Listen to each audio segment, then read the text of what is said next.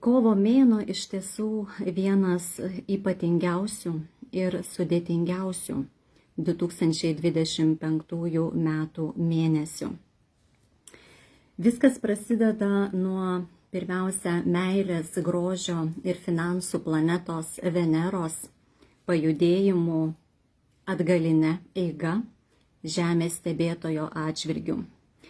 Tai prasidėjo kovo 2 dieną ir tęsis iki balandžio 13 dienos. Šios tendencijos iš tiesų jaučiasi jau nuo sausio 28 dienos. Tai prasideda kovo mėnesio pradžia.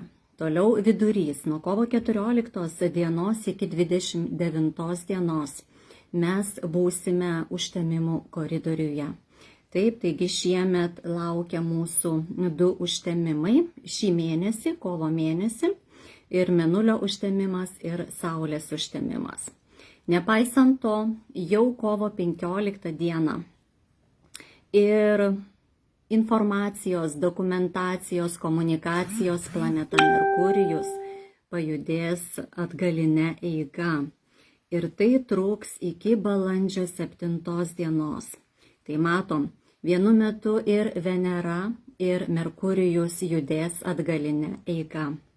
Jau nuo kovo vidurio. Dar vienas svarbus aspektas, gera žinia svarstyklių ženklo atstovams, bet prastesnė žinia Skorpiono ženklo atstovams, nes svarstykliams ir tiems ypač, kurie gimė, kada juodasis mėnulis arba Lilit buvo svarstyklių ženkle, tai jiems karminis laikas baigsis kovo 27 dieną, o nuo kovo 27 dienos karminis laikas prasidės 9 mėnesiams Skorpiono ženklui. Tai vėlgi, matom, kovo mėnuo jau tarsi yra ir užuominos visų metų artėjančių, visų ar ne astrologinių metų artėjančių tendencijoms. Tai iš tiesų toks likimo lemtas mėnuo, labai gausus įvykių. Nepaisant to, netgi jau kovo 27 ar ne, ir juodasis mėnulis pereina 9 mėnesiams į Skorpiono ženklą, keisis tendencijos. Dar ir Neptūno planeta, kuri ilgai būna viename ženkle, juda pakankamai lėtai. Kovo 30 dieną laikinai įžengs į Avino ženklą, paliks Neptūno ženklą. Ir tai truks iki spalio mėnesio dar 22 dienos, bet tai jau bus užuomazgos naujos kolektyvinės energijos, nes Neptūno planeta iš tikrųjų po truputį pradės naują net 164 metų trukmės ciklą zodiako ratu, naujas ciklas. Ir apskritai Avino ženkle Neptūnas bus iki 2039 metų. Tai tuo labiau dar ir Saturno planeta ilgainiui prisijungs, bet ne kovo mėnesį. Tai iš tikrųjų toks ypatingi metai, iš tikrųjų ypatingas periodas. Ir aišku, mes nepajusime tų pokyčių iš karto, bet po truputį keisis požiūris į dvasinius autoritetus, dvasingumo tema apskritai kinta, tuo labiau bažnyčios apskritai tema griūva, ar ne, tai ir apskritai kolektyvinė sąmonė keičiasi, žmonija keičiasi. Tai be panikos vis dėlto pradėjau nuo tokių reikšmingų ir dalykų, bet nereikia baimintis, į viską galima žvelgti pozityviai. Taigi nepamirškime, kad Saulė dar juda žuvų ženklų, vadinasi, tai ir rašiau, kad apie tai yra jaunatis ir tylos, ir tos dvasinės rimties. Taip, tai nėra ko džiūgauti dar per daug. Tai iš tikrųjų ir tie retrogradiškumai planetų byloja apie tai, kad laikas stabtelėti. Laikas ir vėl sustoja. Tokie periodai tiesiog dažnai kartojasi kiekvienais metais, ypač Merkurijaus retrogradinis judėjimas. Veneros jau yra retesni retrogradiniai judėjimai, tai buvo 23 metais paskutinį kartą. Bandau pasitikslinti dar. Taip, 23 metų vasarą Venera buvo retrogradinė Liūto ženkle. Taip pat, aišku, tai yra metas, kada galime pasitikrinti, kas vyko meilės, santykių, finansų srityse prieš net 8 ar 16 metų. Tai Venera panašiai judėjo 2017 metų pavasarį ir 2009 metų pavasarį. O kitas retrogradiškumas mūsų laukia tik 26 metais nuo spalio 3 iki lapkričio 14 ir bus Skorpiono svarstyklių ženkluose. Vis dėlto yra ir gera žinia kovo mėnesiui, tai kalendorinis pavasaris ne tik prasideda sulig kovo 1, bet kovo 20 Saulė įžengus į Avino ženklą mes pasitiksime ir astronominius, astrologinius naujuosius metus. Tai vis tiek atneš jau tą tokią įkvėpimą, didesnę motyvaciją, daugiau džiaugsmo, nepaisant to, kad kai kurios planetos judės atgal ir neleis mums reikštis. Tai apie kiekvieną kovo mėnesio įvykį iš tikrųjų kalbėsiu plačiau, ne kiek kalbėsiu, kiek galbūt ir parašysiu dar. Sekite mane, taip, jaunaties svaja. Ir sužinosite ir skaitysite daugiau. Bet šiandien gal daugiau norėčiau apie jau prasidėjusi procesą pakalbėti, tai Veneros retrogradiškumą. Ką tai reiškia, kad nuo kovo 2 pajudėjo Venera atgaline eiga ir šitas procesas būna iš tikrųjų kartą per 18 mėnesių ir trunka apie 40 dienų. Tai kadangi Venera kovo 2 pajudėjo ir iki balandžio 13 judės retrogradinė eiga, tai iš Avino ji grįž į Žuvų ženklą kovo pabaigoje, tai šiuo metu yra retrogradiškumas prasidėjęs Avino ženkle. Tai Venera, pirmiausia reikia suvokti, ką reiškia Venera Avine. Taip, tai Venera Avine ugninėme ženkle, ji yra aistringa, ji yra impulsyvi. Iš karto galvokite apie finansus, apie pinigus, apie meilės temą, apie grožio temą. Taip vadinasi pavojus daryti skubotus sprendimus. Venera nėra harmoninga Avino ženkle. Daugumai moterų stinga moteriškumo. Jos pradeda daugiau skirti dėmesio savo moteriškumui, savo išvaizdai, nori keisti stilių. Tai yra tikrai gerai, taip, bet vėlgi, kai jau įvertinsime, kad tai yra tas retrogradinis judėjimas Veneros, tai tiesiog duosiu rekomendacijas, ką galima daryti tuo periodu, o ko negalima. Bet kokiu atveju, kai meilės finansų planeta juda Avino ženklu, vadinasi stiprėja ir mūsų egoizmas, ir pavydas, ir tiesiog labiau emocijos ima viršų tiek kalbant apie pinigus, tiek apie meilę. Ir dažnai kyla praeities konfliktai. Ir apskritai, kai yra tas retrogradinis periodas, tai mus skatina peržiūrėti savo norus, savo poreikius, savo vertybės. Ir gali grįžti iš tiesų žmonės iš praeities, taip, arba tiesiog mums kyla minčių apie praeities išgyvenimus, apie praeities santykius. Apskritai, žodžiu, jau kyla į paviršių visos susikaupusios problemos tiek meilėje, tiek santykiuose, asmeniniuose ir dalykiniuose beje. Ypač aktualėja skyrybų klausimai. Šiomis dienomis byra dauguma šeimų. Kodėl ypač dabar? Todėl, kad prieš akis mums ir užtemimai, ir Merkurijaus judėjimas atgal, ir Venera retrogradinė, ir dar paskutinis mėnuo, paskutinės dienos, paskutinės savaitės, kada juodasis mėnulis svarstyklių ženkle. O svarstyklių ženklą valdo būtent Venera, kuri atsakinga už jausmus, už meilės reikalus. Taigi faktas, kad viskas galva sproksta, ar ne, jausmų perteklius ir avinas, skubotas sprendimas, man yra negerai, aš viskas užbraukiu, išeinu, ar ne, nieko nenoriu, žodžiu, geriau viską baigti, paskui galbūt pradėti iš naujo ir panašiai. Mes linkę priimti karštakošiškus sprendimus. Taip, o beje ir daugybė naujų romanų gali megzti šio periodu, daugybė netikėtų pažinčių. Grįžta, kaip minėjau, ir buvusieji, ar ne, apsireiškia. Ar verta vėl pradėti? Kol Venera retrogradinė, tikrai ne.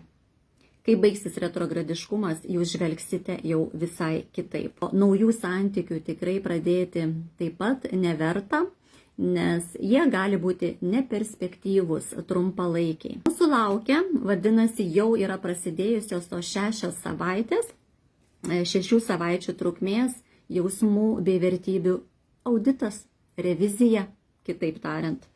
Tai mes per tą laiką peržiūrėme savo santykius, įvaizdį, stilių ir išeina ir nereikalingi žmonės. Tai yra metas, kovo mėnuo iš tikrųjų tinka ir apsivalyti energetiškai, emociškai, psichologiškai, ar ne, prasivalyti ir socialinius tinklus, visus kontaktus, ir telefonus. Paleisti tam tikrus žmonės, su kuriais jums nepakeliui. Tai byloja ne tik Venera. Tai kaip gali reikštis apskritai santykiuose dar tas Veneros retrogradiškumas? Tai jeigu jūsų santykiuose jau yra įtampa, tai šiuo periodu įtampa gali aštrėti. Daugiau pavydo, daugiau nepasitenkinimo santykiais.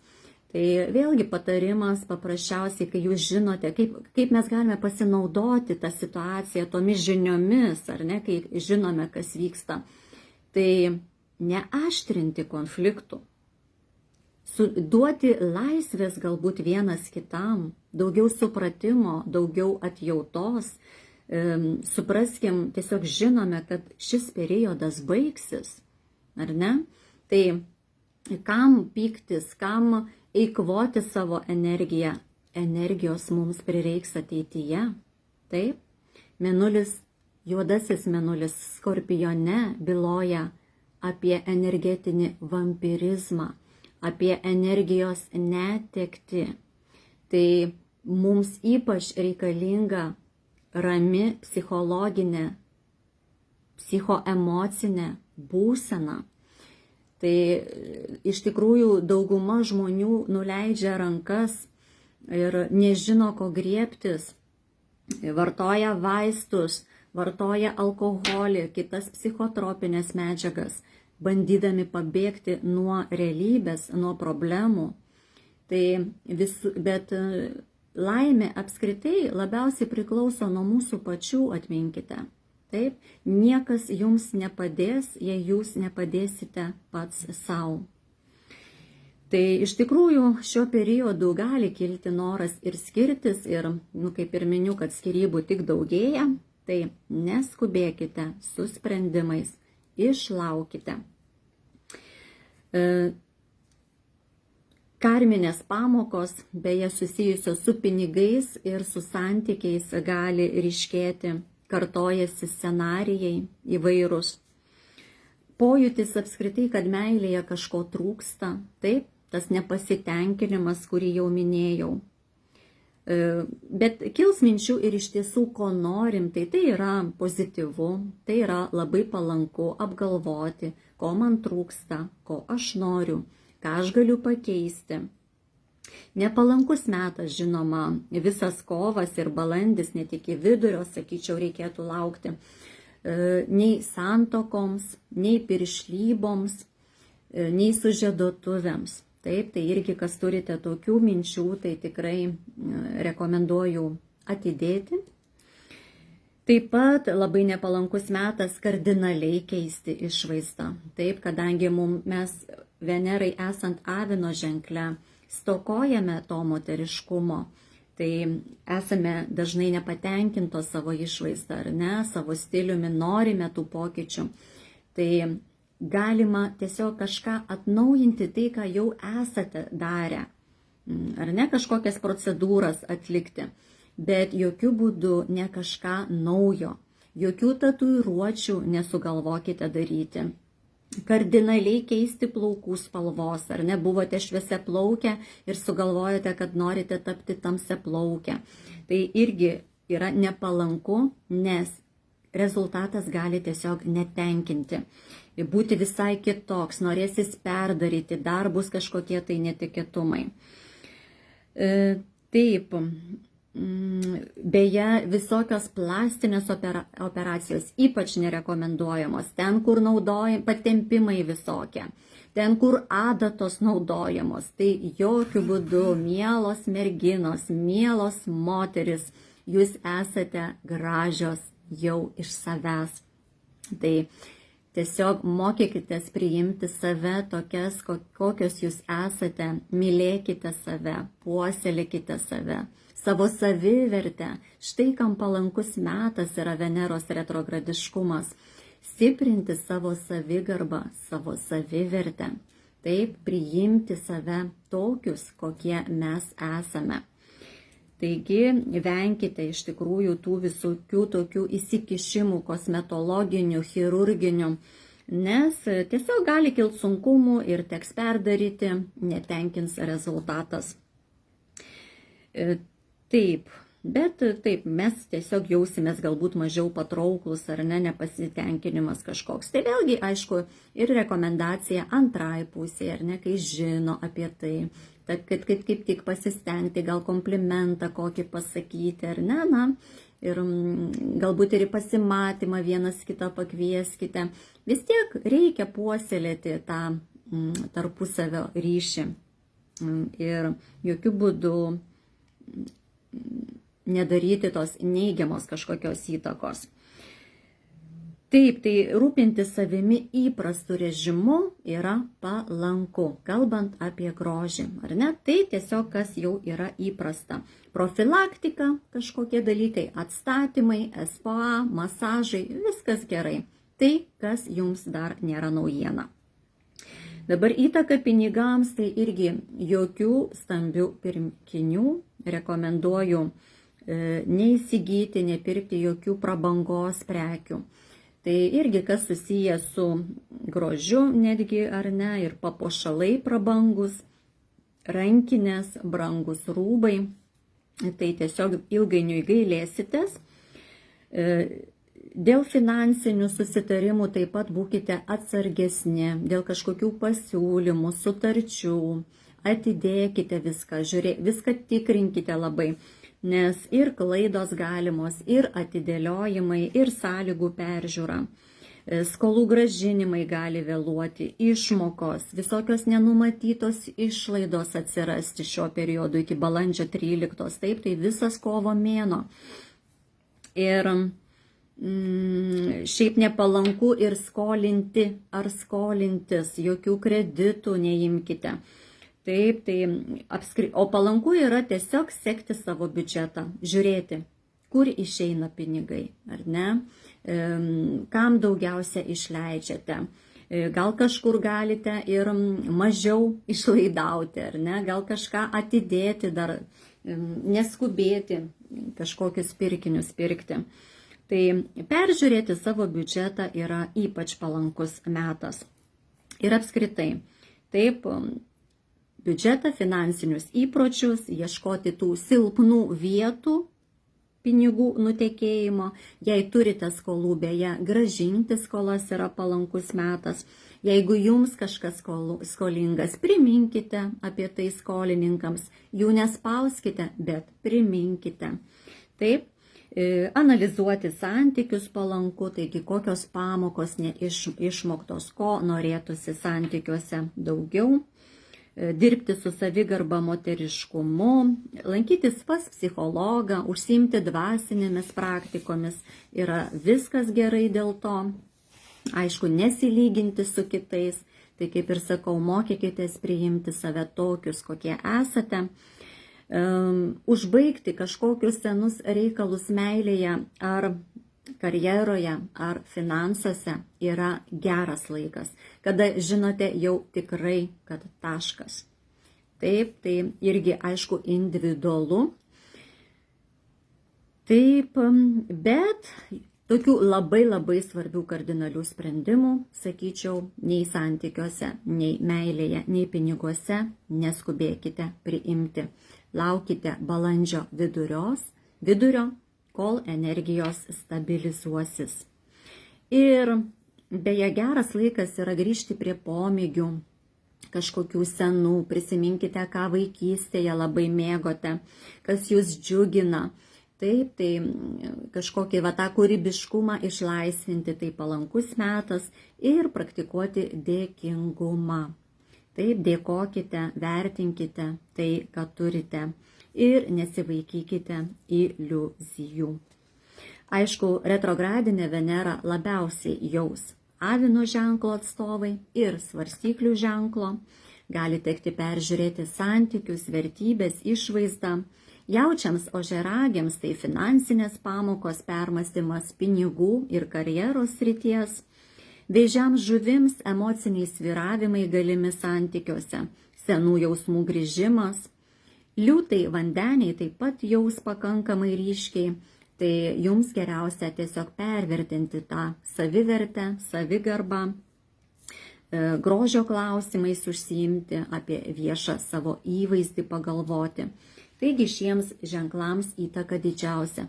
Ir aišku, įtaka visiems, bet jeigu jūs neturite asmeninių planetų, ten būtent avino, žuvų ženkle, ar ne, tai neliečia jūsų ten asmeniškai, tam tikrų aspektų nesudaro, tai iš tikrųjų gali daug harmoningiau praeiti šis metas ir nepatirsite tų tokių išbandymų tiek meilėje, tiek finansuose. Na, kitas dalykas, ar ne, ką jau minėjau, koks akcentas, kad Merkurijaus planeta taip pat ateina į avino ženklą būtent šiandien, kovo 3 dieną.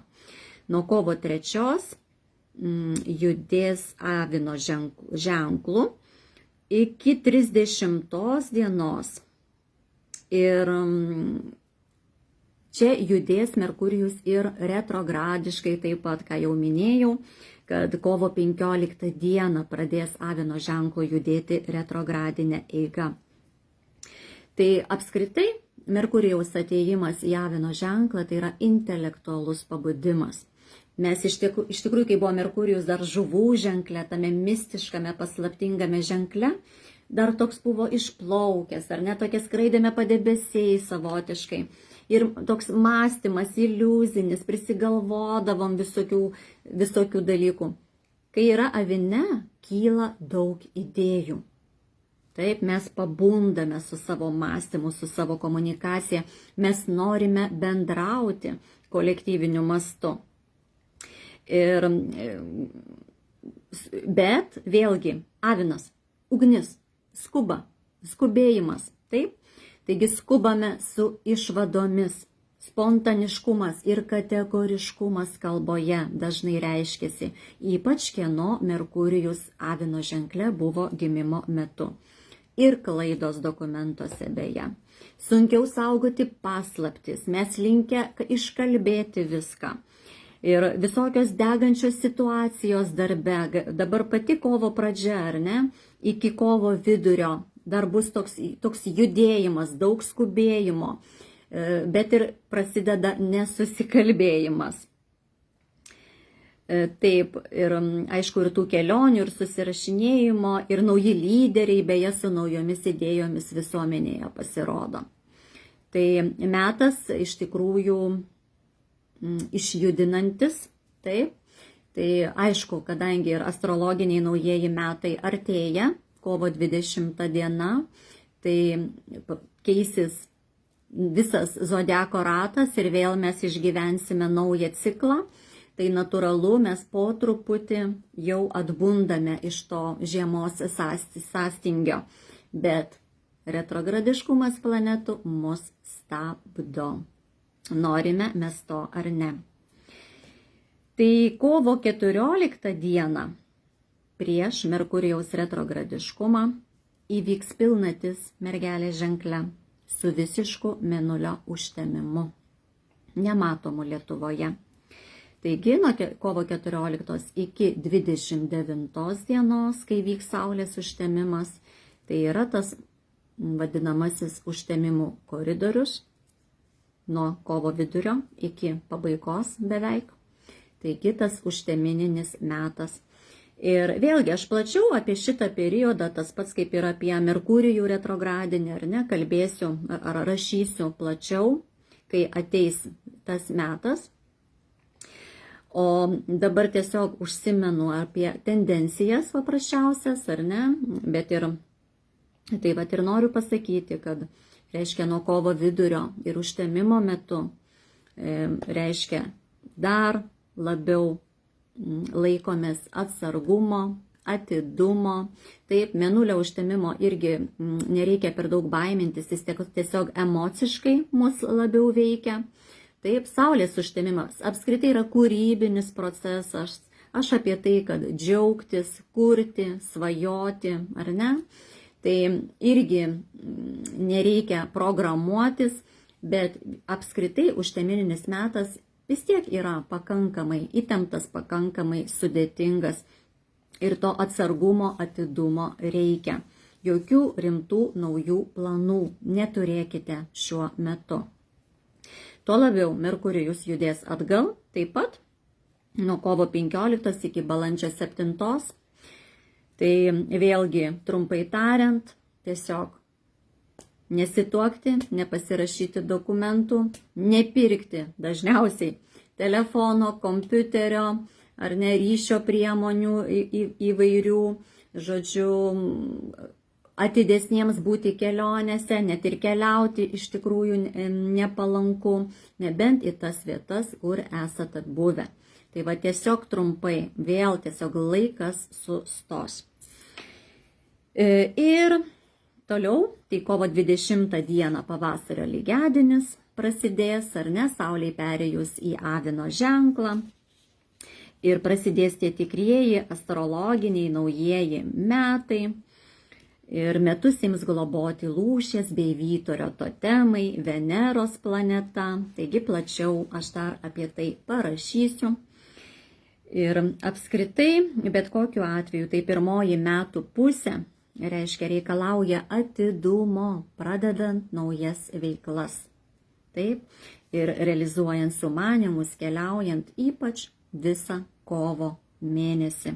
Taigi niekur skubėti nereikia. Apie Saulės užtemimą taip pat parašysiu. Dar svarbus įvykis kovo 30, beveik paskutinę kovo mėnesio dieną. Neptūno planeta pirmą kartą laikinai įžengs į Avino ženklą. Pradžioje transliacijos jau paminėjau. Tai užuomazgos bus, ko tikėtis iki 2039 metų. Tai metas veikti drąsiai taip, tačiau intuityviai. Ir daugės įvairių inovacijų, bet tai lems ne tik Neptūnas. Apskritai dvasingumo, na tą religijos sritį galbūt labiausiai purto šitas perėjimas. Ir prieš tai dar kovo pabaigoje jau irgi minėjau, kad juodasis mėnulis pereis į Skorpiono ženklą. Tai energijos keisis, jeigu dabar karma 9 mėnesių trukmės buvo ir dar tęsiasi iki kovo pabaigos, santykių tema, teisminiai dalykai, taip, toks, sakau, kaip ir skyrybų labai daugėja, nesusikalbėjimų galbūt. Tai kai perėsi Skorpiono ženklą, kur juodasis mėnulis iš tiesų yra stiprus, ir labai klastingas. Tai mes jau užuomazgas matome, nes aš pastebiu ir pagal klientų skaičių ir kokie klientai kreipiasi, nes kai sulaukiu jau naujų užsakymų, tai ir dažnai ir pamatau, kad pas tą žmogų dažnai juodasis mėnulis daro įtaką, arba jis Skorpiono ženklo atstovas, arba tiesiog jo juodasis mėnulis grįžta į Skorpiono ženklą, vadinasi, jam asmeniškai yra karminis laikas, nes žmonės intuityviai jaučia, kad jau kažkas vyksta, jau kažkas turi prasidėti.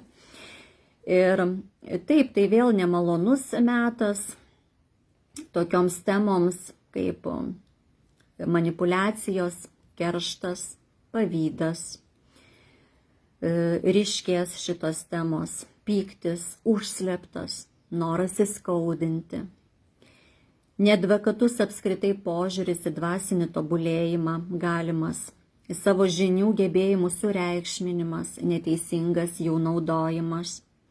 Taip, aš jau pastebiu irgi, kaip dauguma žmonių ieško jau būrėjų, bet konkrečiai būrėjų. Žmonėms, kai kuriems, nereikia sąmoningo požiūrio.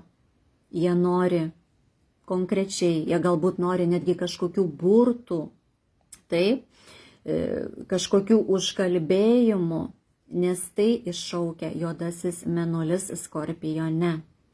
Tai yra apie magiją, tai yra apie juodąją magiją, tai nėra apie šviesą.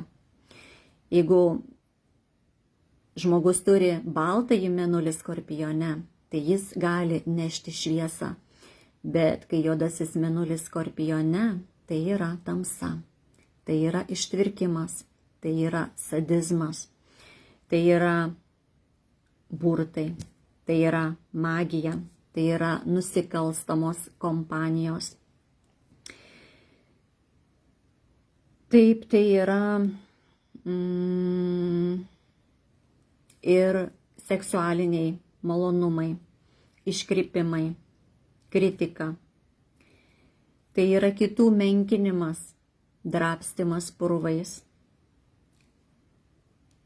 Tai yra tas metas, kas patirs būtent karminį atpildą, tai per onkologiją, kai žmogus pats suserga arba kažkas aplinkoje suserga ir man tenka rūpintis sergančiais ir tai neša man skausmą. Taip, daugės, beje, apskritai reiškia onkologinių ligų. Tai yra savižudybės tema, tai yra sunki tema. Ir jau mes matom užuomazgas iš tikrųjų aplinkoje, kai žmonės nebeištveria įtampų ir kelia ranką prieš save, tai mūsų visuomenėje šito dėja daugės. Tai aš kaip ir sakau, stiprinkite savivertę, savigarbą, stiprinkite savo aurą, savo energetiką, nes kovo mėnuo iš mūsų iš tikrųjų pareikalaus daug kantrybės, daug sąmoningumo, daug vidinės rimties, taip, meilės sau pirmiausia, dėmesio sau, nes visa ramybė irgi prasideda nuo mūsų pačių pirmiausia. Ir turime išmoktis tvarkytis su tomis energijomis, kurios plinta aplinkoje. Tai yra baimės. Juodasis mėnulis Skorpione stiprina baimės. Jis apskritai visada atima laisvę iš žmonių. Taip? Bet apie baimės labiausiai kalba juodasis mėnulis Vėžyje ir juodasis mėnulis Skorpione. Tai turėsime visi išmokti baimės nukreipti konstruktyvę linkme. Taip? Nes kaip sakau, visos emocijos, visi jausmai žmogui yra reikalingi. Mes turime viską išgyventi. Bet mes neturime savęs gniuždyti. Net ir kai aš kažko bijau, aš turiu eiti tiesiai į baimę ir ją įveikti. Ir žiūrėkite, aš jau nebebijau. Bet jeigu pernelyg dažnai bijau, visada klauskit savęs, iš kur ta baimė kyla. Nes baimės gali ateiti dažnai iš vaikystės patirčių, iš praeitų gyvenimų, ko mes neprisimenam. Gali ateiti iš mamos ir tėčio, nes aš atsiradau, o už mane stovi mano mama ir tėtis, o už mano mamos ir tėčio stovi jų mama ir tėtis. Tai įsivaizduokite, per kiek tūkstančių metų, kiek mes esame kaip sielos sukaupę patirčių. Taigi, ir nuo viso šito mes turime valytis. Vadinasi, jeigu mane apima tiek baimių ir aš per tai prarandu energiją, tai turiu eiti į save ir ieškoti atsakymų, iš kur tai kyla. Ir tai išjausti, ir tai išverkti, ir tai paleisti.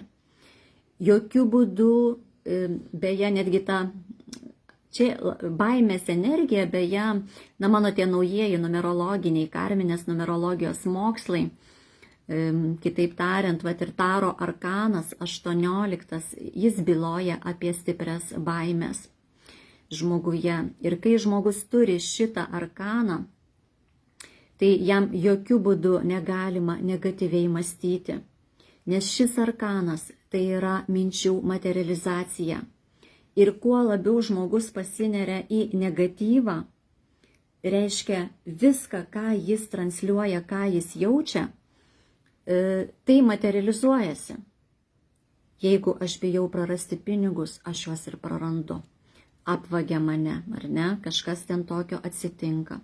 Jeigu aš bijau meilę prarasti, tai ir atsitinka. Jeigu aš bijau susirgti, tai ir atsitinka. Pritraukiu galiausiai pati tą kažkokią tai savo ligą, prisigalvoju savo ligų ar nelaimių savo artimiesiems. Tai va tokiam žmogui iš tikrųjų ypač svarbu pozityviai mąstyti. Nuteikinėti save, ar ne? Yra daugybė visokių praktikų iš tikrųjų, daugybė meditacijų, kaip galima savo padėti. Tik reikia domėtis, tik reikia ieškoti, tik reikia praktikuoti pirmiausia. Nes tai, ką mes žinome labai daug, ar ne? Daug galime paskaityti, mums daug kas kažką gali papasakoti. Bet jeigu mes nieko su tuo nedarome, tai mes neturime gerų rezultatų. Tai yra sunkus darbas iš tikrųjų. Tai nėra pasidėjimas kas vakarą prie telefono ir skrolinimas apie nieką. Ir kai prabėga laikas, prarandama energija, o rezultato jokio. Pasitenkinimo iš esmės jokio. Ir va taip auga mūsų jaunimas. O dažnai ir jau ir vyresnio amžiaus žmonės tiesiog į tai savaime panyra. Tai štai, ir užbaigsiu matyti su ta mintim, kad juodojo mėnulio skorpione, aš apie tai parašysiu dar plačiau, kai ateis tas metas, tai bendra ta informacija, bet tai yra, kaip savo padėti, tai sakau, pirmiausia, saugoti save energetiškai, neleisti savo, kad užvaldytų negatyvios mintis. Nes aš kaip tik tai prisišauksiu. Ir aišku, labai svarbus dalykas, tai yra pinigų tema, beje, juodas mėnulis skorpione, tai yra ryšys su svetimais pinigais. Gali būti įvairių situacijų ir aplinkoje, apskritai, ar jūsų gyvenimuose, kad prarandami dideli pinigai, ar ne, kažkam ir pasiseks, aišku. Bet tai dažnai irgi gali būti ir per nusikaltimus, per kažkokius pakišimus, nešvariai visi tie dalykai. Gali išaiškėti, beje, ir iš valdžios gyvenimo kažkokie tai piniginiai dalykai, galbūt nemalonus. Taip, bet ir patiems labai svarbu jokių kreditų, jokių būdų neimti. Taip, jeigu turite tokių minčių, Tai išlaukite artimiausius 9 mėnesius, neskolinkite, nesiskolinkite. Labai svarbi rekomendacija. Ir visiems skorpionams beje, ir tiems, kuriems bus karminis laikas konkrečiai, tai jaučio ženklo atstovai bus mokytojai. Taigi orientuokitės į jaučio ženklo atstovus, išmokit mylėti materialų pasaulį, netampdami jo vergų. Taip, lengviau žiūrėti reikės į pinigus ir tiesiog rūpintis savo energetiką, savo šeima, savo namais.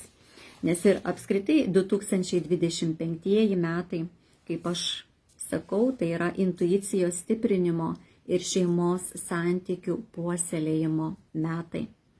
O kodėl? Tai pamatysime ir kitose transliacijose, ir kitose įrašuose. Tai sekite mane, dėkoju už jūsų širdeles, dėkoju už jūsų reakcijas, visiems, kurie klausėte, išbuvote šį laiką su manimi. Labai tikiuosi, kad gavote naudingos informacijos, kad pasinaudosite ją ir liksim kartu. Taigi visiems gražaus vakaro, būkite sveiki, laimingi ir mylėkite save.